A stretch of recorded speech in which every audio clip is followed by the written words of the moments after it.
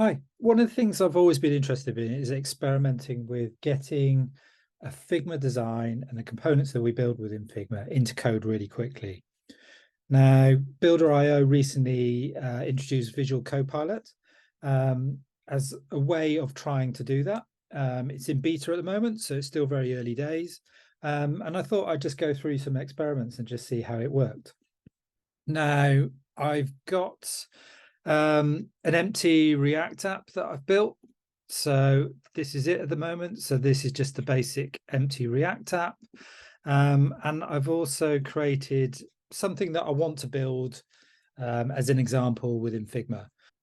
Now, this isn't supposed to be anything new. It's not supposed to be anything groundbreaking. It's simply something that I want to create so that I can experiment with some of the tools that are available. To give me some inspiration, I was working on a project recently where they were using Tailwind as a default CSS. They were using the color palette, but what they were doing was they were tweaking the base colors of each of the color palettes. So they had a slightly different yellow, for example, a slightly different orange, and they needed to create the variants from it. Now, in order to do that, it's quite manual. So what I wanted to do was to see if I could create a really simple app that would allow me to enter a hex color for the base, which is this 500 value here. And then that would quickly create me all the variants, and then maybe able to export it in something that were Figma tokens or Token Studio would understand, and then bring that back into Figma.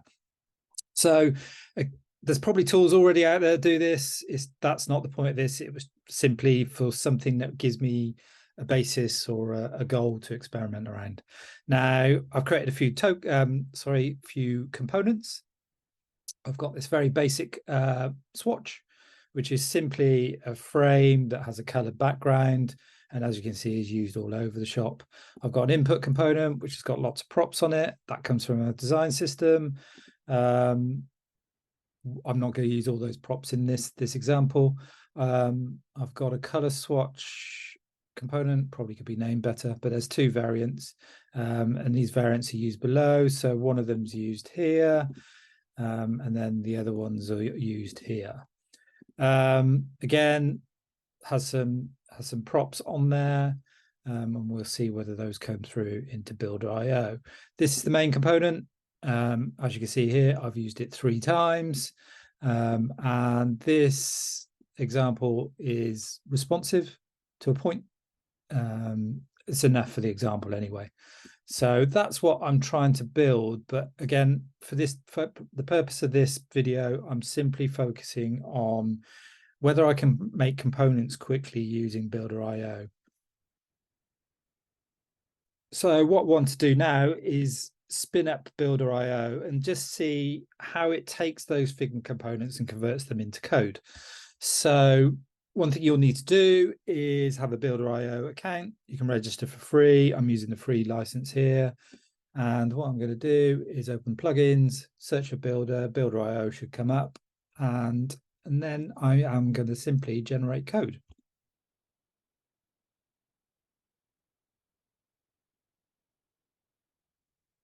Okay, so now we're in the Builder.io app. And as you can see, it's tried to recreate our design. So rather than looking at all of it at once, I'm just going to go and look at a couple of things. So remember in Figma, we had 2 components, one for the input and one for the swatch. So let's go and have a look at those initially. So I'm going to click on the swatch, and you can see here that it's generated code for that component using its AI. And the first thing you'll see here is that it's actually created it as an input. So that's not really what we want. We want a sort of div with that will allow us to push in a prop of a color. So let's use the prompt here to see if we can correct that. So this isn't an HTML input. It's simply a div with a colored background.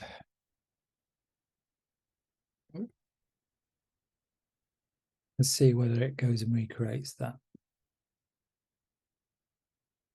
Okay, so it's actually added this in the middle, which I don't want. So I can't get rid of that. So get rid of text inside div. There we go. We've got our empty div, got width of height 200 and the background color blue.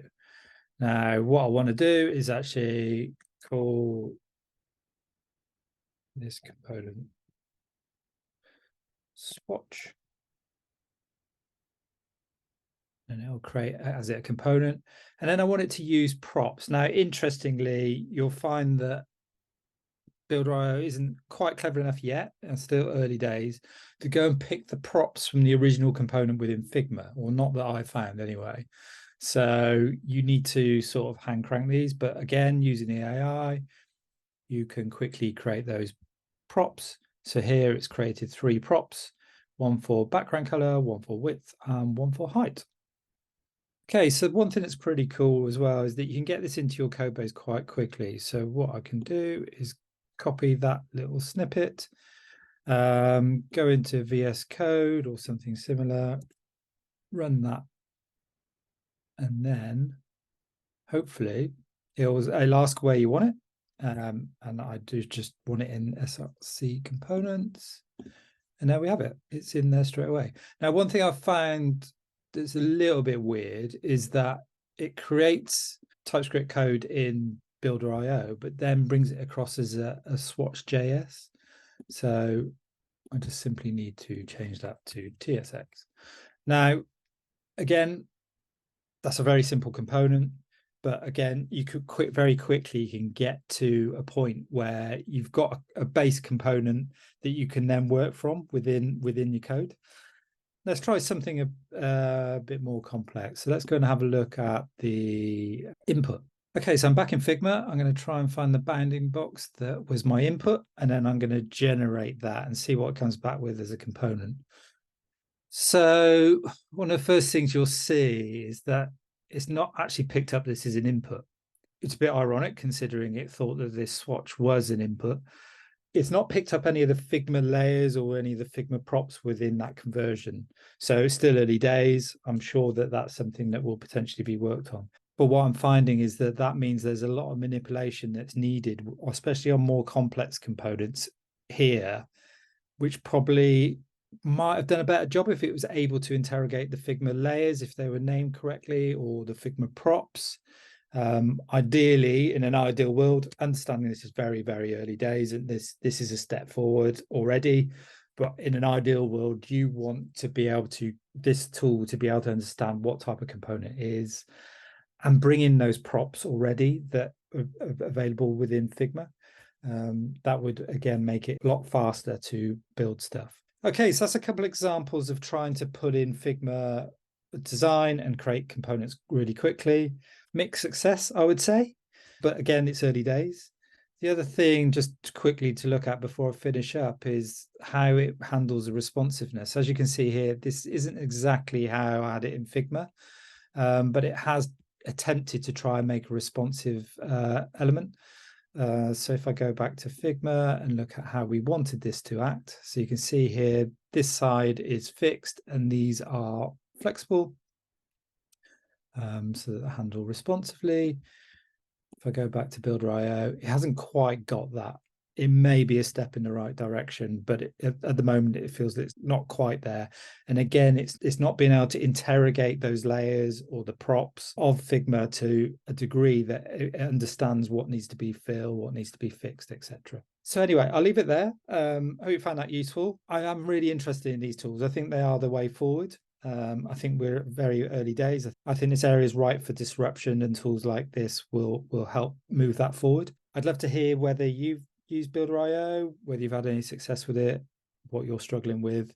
And please let me know if I'm using this wrong. I'm one of those people who will just click around and make my own mistakes and figure out what goes on. I've not read the docs. I'm probably missing a load. So if there are hacks or ways to improve that workflow, please let me know. Thanks for listening.